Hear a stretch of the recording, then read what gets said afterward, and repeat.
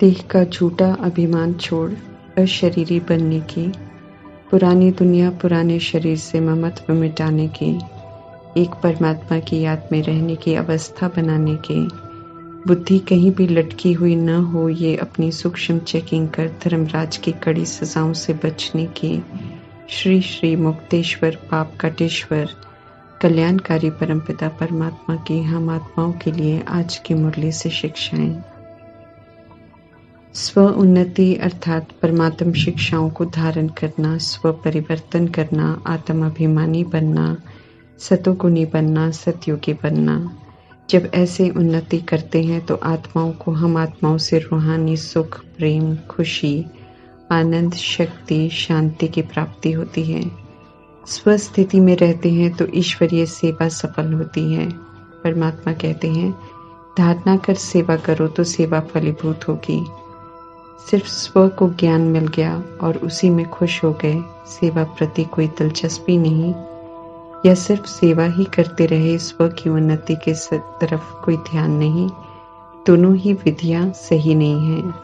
स्व को समझ मिल रही है तो औरों की सेवा भी जरूर करनी है। इसलिए परमात्मा ध्यान खिंचवा रहे हैं कि स्व और सेवा का बैलेंस रखो तो दुआएं लेने और देने वाले बन जाएंगे, सदा सफलता मिलती रहेगी। स्व उन्नति करना अर्थात ज्ञान गुण शक्तियों को धारण करना, त्रिनेत्री त्रिकालदर्शी बनना, साक्षी दृष्टा और स्वमान की स्थिति में स्थित रहना। जब ऐसे नॉलेजफुल होकर सेवा पर हाजिर होंगे तो वैरायटी आत्माओं से संतुष्ट रहते हुए उन्हें संतुष्ट भी कर सकेंगे। आओ भाव आचरण में जब परमात्म शिक्षाएं होंगी, जब आत्मिक भाव और कल्याणकारी भावना होगी तो जिनकी सेवा करेंगे उन्हें अच्छा अनुभव होगा और स्वतः ही उनके दिल से दुआएं निकलेंगी। सत्य से परिचित कराना अर्थात दुआएं देना। जब धारणा कर ऐसी दुआएं देते हैं तो रिटर्न में दुआएं लेते भी हैं। स्व और सेवा का बैलेंस रखने वालों को ब्लेसिंग्स और सफलता जरूर मिलती हैं, ये परमात्मा यकीन दिला रहे हैं। जिनकी सेवा करते हैं सिर्फ उनकी दुआएं नहीं बल्कि परमात्मा से और ईश्वरीय परिवार से भी दुआएं मिलती हैं, जो सहज ही आगे बढ़ते रहने में मददगार बन जाती हैं। परमात्म दुआएं ही तो पालना है। परमात्मा कहते हैं, ऐसे सभी को सत्य से परिचित कराने की दुआएं देते जाओ, सभी के लिए शुभ भावना शुभकामना के संकल्प करते जाओ, सभी का भला करते जाओ तो सहज ही सफलता मूर्त बन जाएंगे। सेवा तो करावनहार परमात्मा सभी से करा रहे हैं। हमें स्व उन्नति पर धारणा कर विशेष अटेंशन देना है। जैसे दादी जान के अपने पुरुषार्थ का जिक्र करते थे तो कहते थे कि वे 100% स्व पर अटेंशन रखते थे। सेवा तो स्वतः ही 100% अटेंशन की स्थिति द्वारा होती रहती है। शिक्षाओं को धारण करने से और परमात्मा की याद में रहने से सेवाएं करते समय आए हुए विघ्नों को और परिस्थितियों को हम सहज पार कर सकते हैं। परमात्मा द्वारा सिखाए जा रहे गुणों को जब धारण करते हैं और बिल्कुल विपरीत परिस्थितियों में, कार्य व्यवहार में बिल्कुल विपरीत संस्कार वाले व्यक्तियों के संपर्क में स्वाभाविक रूप में बिना किसी शिकायत के यूज करने की क्षमता आ जाती है, तब गुणमूर्त कहलाएंगे। जो खुद गुणमूर्त बनेंगे वे ही सर्व को गुणमूर्त बनाने का महादान दे सकेंगे। प्रैक्टिकल व्यवहार द्वारा ही हम गुणों का दान कर सकते हैं। आदि कुल की स्मृति दिलाकर परमात्मा हम आत्माओं को कहते हैं कि हम सब ओरिजिनल में देवी देवता कुल के हैं। हमें अब इस सत्य को जान फिर से पुजारी से पूज्य बनना है। आधा कल्प की भक्ति का फल देने आए हैं परमात्मा।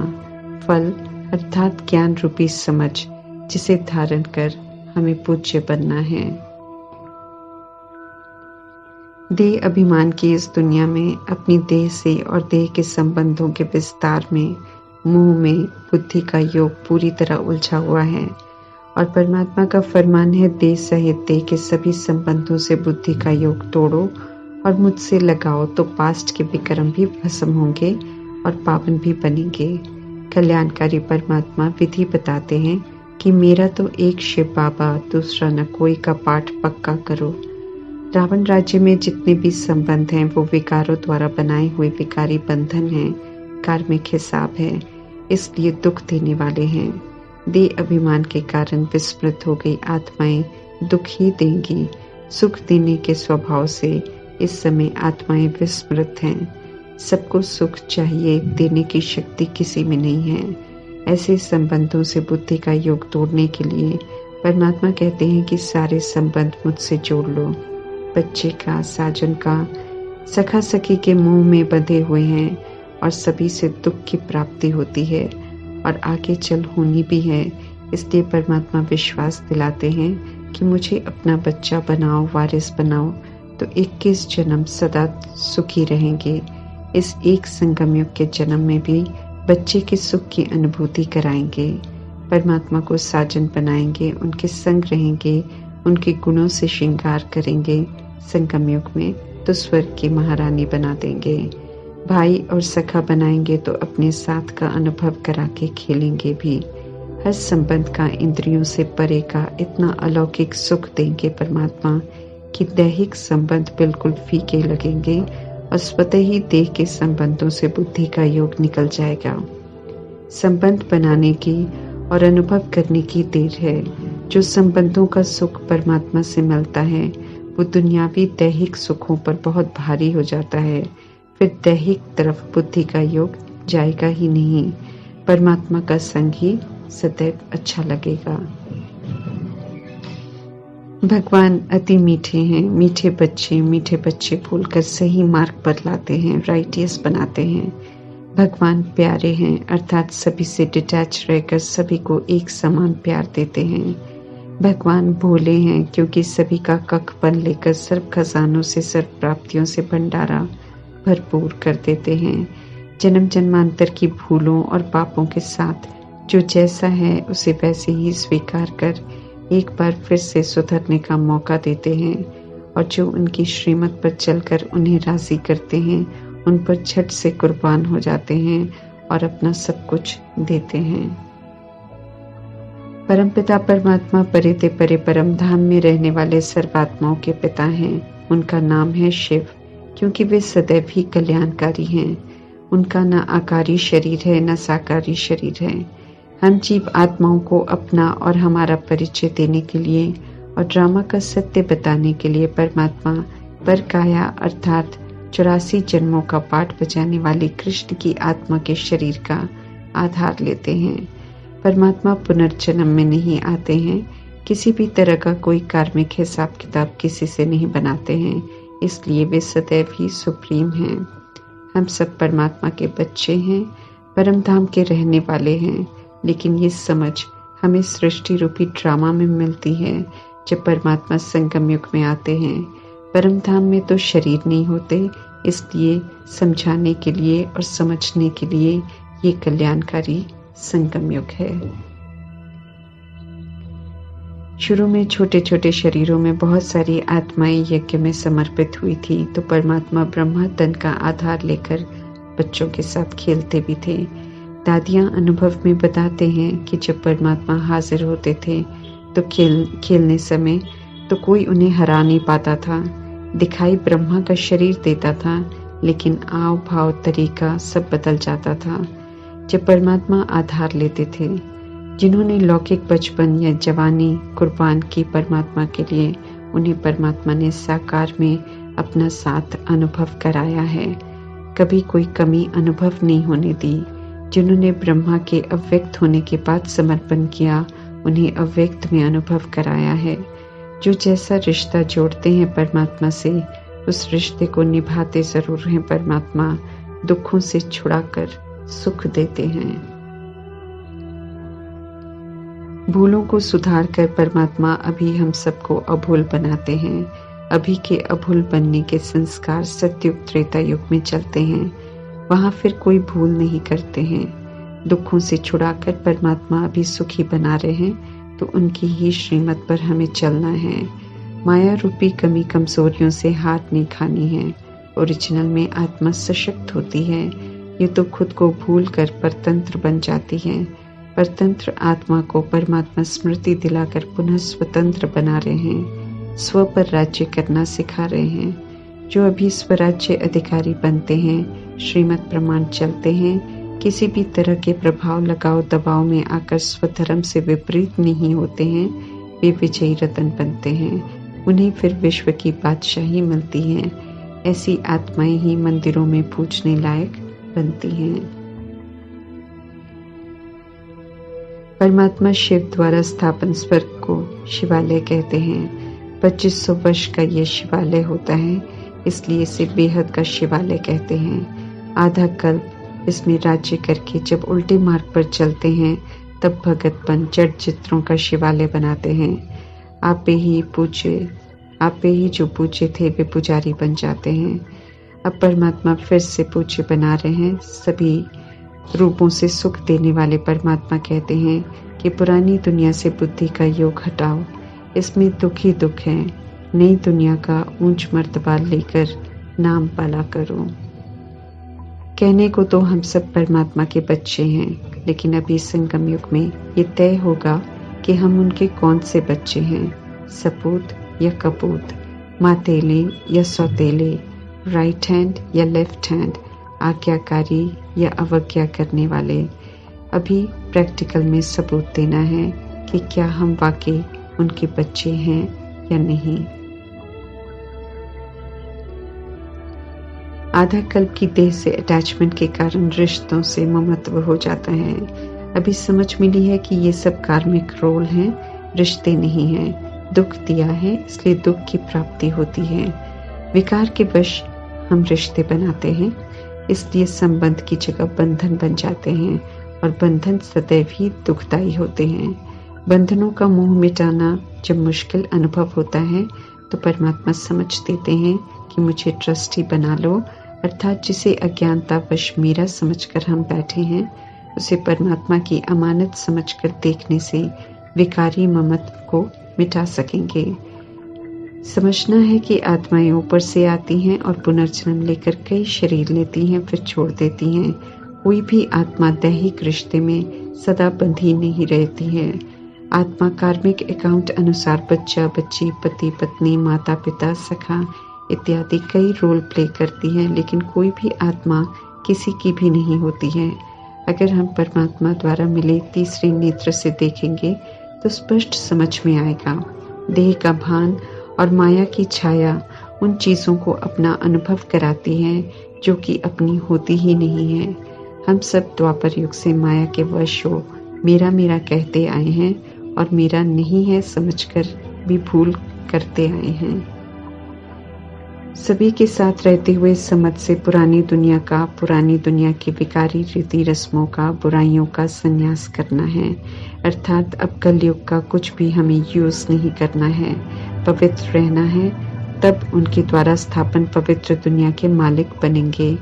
जितना चाहे अभी हम परमात्मा से ले सकते हैं, फिर पूरा कल्प नहीं ले सकेंगे।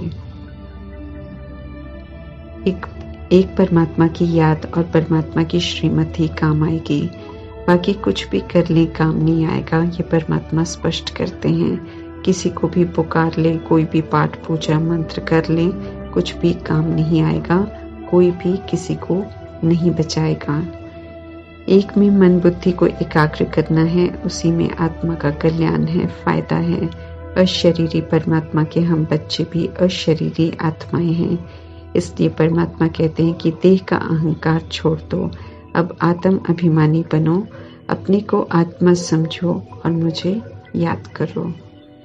जैसा पाठ हम बजाते हैं वैसा ही पाठ रिकॉर्ड होता है आत्मा में, फिर आत्मा को वही पाठ मिलता है बजाने के लिए। आत्मा अविनाशी है, इसलिए पाठ भी अविनाशी है। खेल से हम सब छूट नहीं सकते हैं, इसलिए परमात्मा कहते हैं कि अच्छा पाठ बजाओ, श्रीमत पर चलो।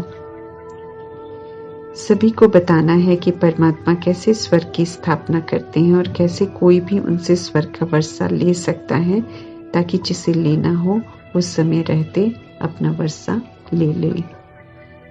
माया आएगी, याद भुलाएगी, लेकिन हमें याद करने का अटेंशन भी रखना है और अभ्यास भी करना है, क्योंकि परमात्मा ये स्पष्ट कर रहे हैं कि अगर हमारी बुद्धि कहीं भी लटकी हुई होगी तो अंतमति सो गति अच्छी नहीं होगी। लेकिन साथ साथ सजाएं बिल्कुल वैसी अनुभव होंगी जैसे काशी कलवट में अपने शरीर को बहुत कष्टदायक तरीके से खत्म करते हैं, ये सोचकर कि पाप कट जाएंगे। ऐसे ही 5 तत्वों के शरीर या आकारी शरीर के द्वारा धर्मराज की सजाएं मिलती हैं। आत्मा सजाओं का अनुभव शरीर के द्वारा ही करती है।